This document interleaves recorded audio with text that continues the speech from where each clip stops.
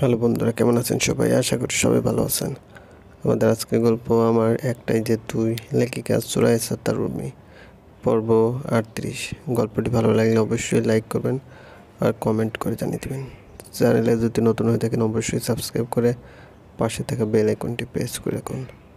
রাত বাড়ছে, ফিনফিনে কুয়াশায় ঢাকা চারিপাশ।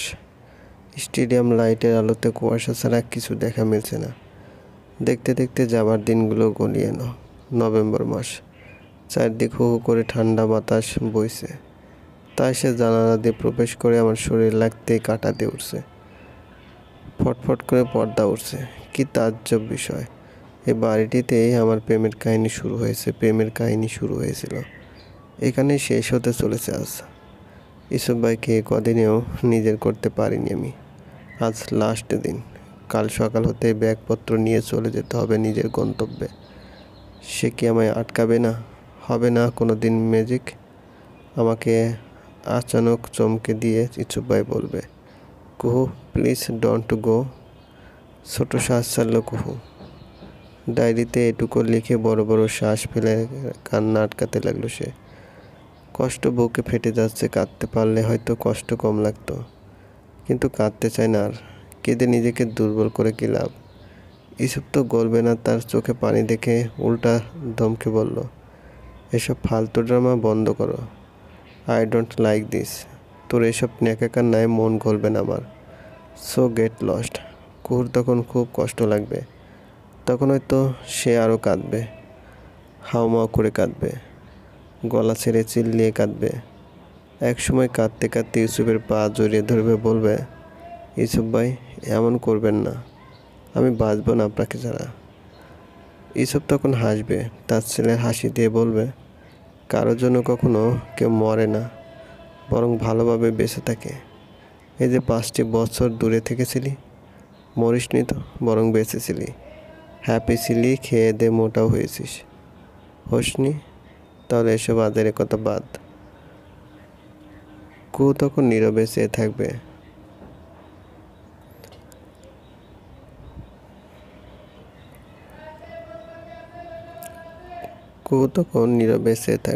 ড্যাব ড্যাব করে ইসুফকে দেখবে।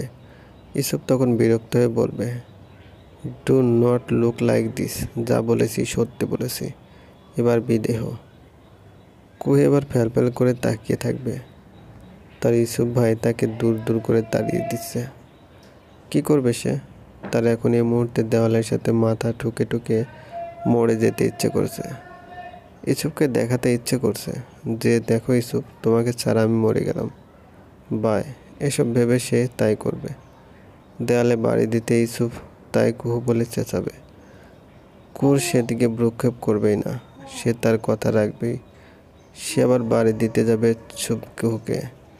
তার দিক ঘুরিয়ে প্রকাণ্ড আওয়াজ থাপ্পড় কষাবে। কুহু ছিটকে মাটিতে পড়ে যাবে। কুহুর ঘুম ছুটে গেলেও সে মাটিতে পড়ে আছে। চারিদিকে শীতের সকালের মিষ্টি রোদ খাঁকা করছে। মাথার উপর ফ্যানটি খচ্চর খচ্চর করছে। শরীরে ঘামে ভিজে গেছে। নিজের কপালে আর গালে হাত দিল না, বেঁচে আছে সে। স্বপ্ন দেখছিল এতক্ষণ সে, ভেবেই স্বস্তির নিঃশ্বাস না ফেলল না সে। তখনই কপি হাতে ঘরে ঢুকলো তিথি। কুহুকে নিচে বসে থাকতে দেখে জিজ্ঞেস করলো, কিরে, কি করে? এত ঠান্ডার মাঝে নিচে কি করিস তুই? কুহু চকিত তাকালো। তার ভাব এমন চুরি করে ধরা খাওয়ার মতো।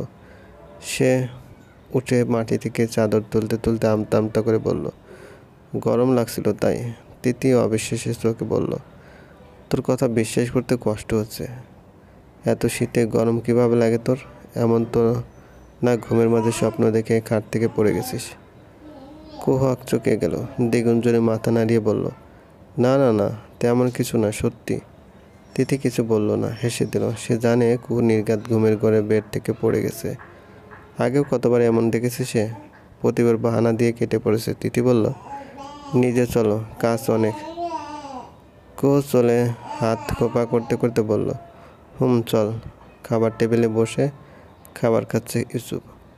আর এক হাতে ফোন ঢুকে গেছে যেন ফোনে। প্লেটে রুটি শেষ, খেয়ালই নেই যেন সেদিকে তার। তা দেখে ছোট শ্বাস ছেড়ে ইউসুফের মা কুহুকে বলল, মা যা তো, প্লেটে রুটি নেই সেদিকে তার খেয়ালই নেই। রুটি দিয়ে সেখানে বসে থাকবি, খাবার শেষে উঠে আসবি যা। কু তখন হলে বসে আলপনা করছিল। অদ্রি নাকি খুব পছন্দ। সে নেট থেকে একটা আলপনা বের করে কুকে বলল, এটা কোব্বা সুন্দর না? কু অদ্রি গালে চুমু খেয়ে বলল, ওকে আম্মু।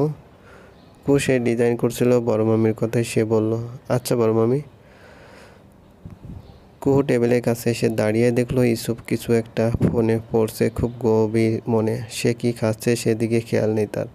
কুহুর মাথায় দুষ্টি বুদ্ধি খেলে যায়। সে পা টিপে রান্নাঘরে গিয়ে কাঁচা মরিচের বাটি নিয়ে হাজির হয়। আবার কুহু একটা কাঁচা মরিচ রাখলো ইউসুফের প্লেটে। ইউসুফ খেয়ে নিল, কোনো রিয়েক্ট করলো না। কুহু হা হয়ে রইল। সঙ্গে সঙ্গে দু চারটা আরও দিল। তা খেলো ইউসুফ। কুহু এবার অবাকের শেষ চূড়ায়। এমনভাবে ঢুকে আছে মনে হচ্ছে 7 তলা থেকে ফেলে দিলেও তার খবর থাকবে না। এবার খুব বোম্বাই মরিচ এনে রেখে দিল। তা কামড় দিতে ইউসুফের কান দিয়ে ধোঁয়া বের হতে লাগলো। সে পানি পানি করতে লাগলো।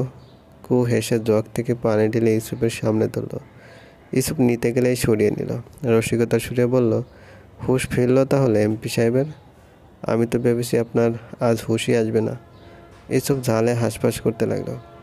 চোখ মুখ লাল বর্ণ ধারণ করেছে। সে হাঁপাতে হাঁপাতে বলল, পানি পানি কুহু, পানি দে প্লিজ। আহা মুখ জ্বলে যাচ্ছে, প্লিজ ফাজলামো করিস না, দে। কুহু দিল না, দুষ্টু বুদ্ধি বাড়ালো। সে পানি ফেলে দিল। ইউসুফ চেঁচালো, কী করলে এটা? উফ, ঝালে মরে যাচ্ছে, অসভ্য মেয়ে, ঝালে আমার মাথা ফেটে যাচ্ছে। ইউসুফ চিল্লাচ্ছে, সেদিকে তার কোনো খেয়াল নেই।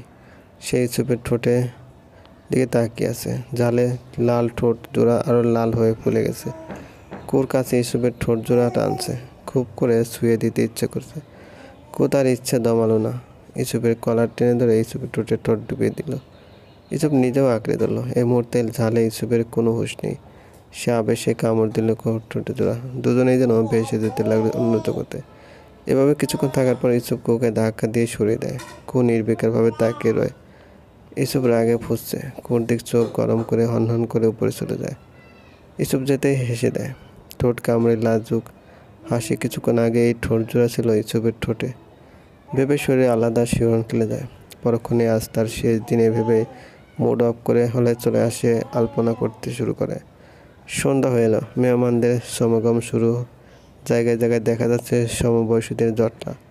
কোথাও আন্টিদের, কোথাও নানু দাদুদের, কোথাও আঙ্কেলদের। আবার ইউসুফ আর রাহুল ভাইদের মতো পাঞ্জাবি পরেছে হোয়াইট কালারে। বেশ রমরমা পরিবেশ। এক সাইডে ফুড জোন তো অন্য সাইডে ড্রিঙ্কস জোন। তখনই চলবে। গল্পটি ভালো লাগলে অবশ্যই লাইক করবেন, কমেন্ট করে জানিয়ে দেবেন। আর এখনও চ্যানেলটিকে সাবস্ক্রাইব না করে থাকলে প্লিজ সাবস্ক্রাইব করে পাশে থাকা বেল আইকনটি প্রেস করে রাখুন, যাতে নতুন নতুন ভিডিও আপলোড করার সাথে সাথে